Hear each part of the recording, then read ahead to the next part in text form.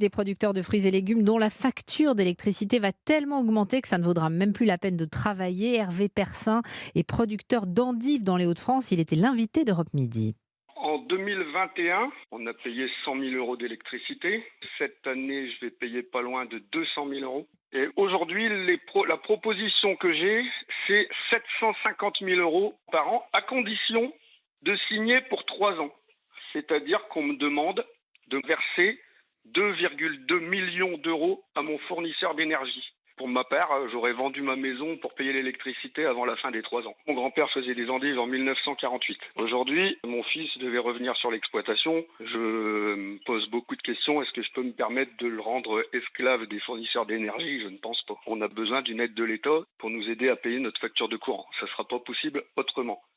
Il y a quelque chose qui me tient à cœur, c'est mes salariés. Pendant tout le Covid, on nous a dit « vous devez bosser, vous devez nourrir les Français ».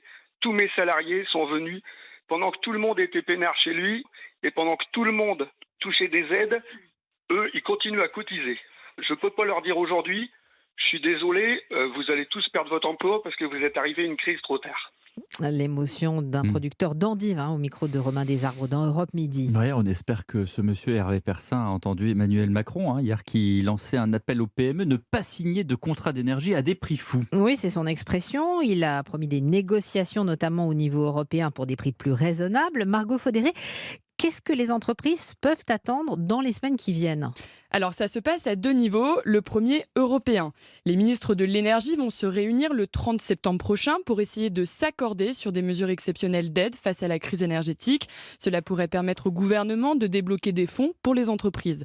Deuxième niveau, en France. À partir du 1er octobre, les entreprises dont la facture d'énergie représente au moins 3% de leur chiffre d'affaires et qui enregistrent des pertes à cause de la crise pourront toucher une aide allant jusqu'à 2 millions d'euros dès le premier mois de perte. Et cette aide sera même rétroactive. Rappelons aussi que toutes les entreprises de moins de 10 salariés qui réalisent un chiffre d'affaires inférieur à 2 millions d'euros sont éligibles au bouclier tarifaire. Et puis dernière mesure pour celles dont la trésorerie est affaiblie par la guerre en Ukraine, elles peuvent toujours demander un prêt garanti par l'État jusqu'à la fin de l'année.